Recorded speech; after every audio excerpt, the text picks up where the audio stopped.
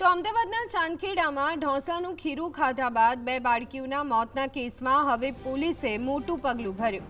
2.5 માસની માસૂમ બાળકીના મોત બાદ પરિવારે અંતિમ વિધિ કરી દીધી હતી, પરંતુ હવે સત્ય જાણવા માટે મૃતદેહ બહાર કાઢવામાં આવશે। પોલીસ અને એફએસએલની ટીમ સ્મશાન ગૃહમાં ચુસ્ત બંદોબસ્તની વચ્ચે બાળકીનો મૃતદેહ બહાર કાઢશે અને તેનું પોસ્ટમોર્ટમ કરવામાં આવશે।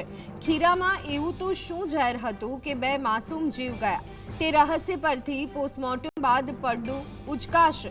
શંકાસ્પદ મોત મામલે પોલીસે અત્યારે હાલ ઊંડી તપાસ શરૂ કરી છે। તો આ અંગે વધુ વિગત મેળવી લઈએ। સંવાદદાતા વિરેન્દ્રસિંહ ભાટી અમારી સાથે ફોન લાઈન પર જોડાઈ ગયા છે।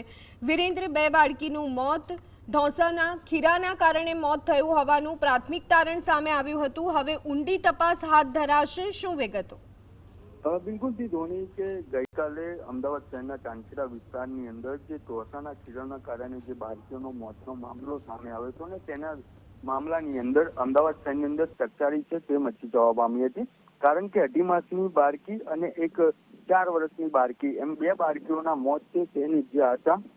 જે 2.5 માસની બાળકી છે તેનો મૃતદેહ છે તે ચાંદખેડા પોલીસે સાથે રહીને એફએસએલની ટીમ દ્વારા બહાર છે તે કાઢવામાં આવ્યો છે અને આ મૃતદેહને એફએસએલ દ્વારા બહાર કાઢીને જે પીએમની વિધિ છે તેમજ અન્ય જે રિપોર્ટો છે તે અર્થે મૃતદેહ છે તે બહાર કાઢવામાં આવે છે। પરંતુ તેની સાથે સાથે જો વાત કરવામાં આવે ધ્વનિ તો પરિવાર દ્વારા બાળકીનો જે મૃતદેહ હતો તેની અંતિમ વિધિ છે તે કરી દેવામાં આવી હતી અને જે બંને બાળકીઓના મોત નીપજ્યા છે તેની અંદર ખૂબ જ શંકા કુશંકા છે તે ઉત્પન્ન થઈ રહી છે।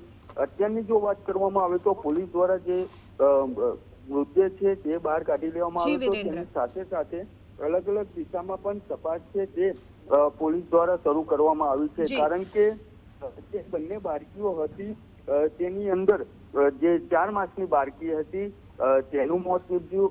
ત્યારબાદ જે 4 વર્ષની એટલે કે 3.5 થી 4 વર્ષની જે બાળકી હતી તેનું મોત નીપજ્યું। જી આભાર વિરેન્દ્ર, સમગ્ર માહિતી આપવા બદલ।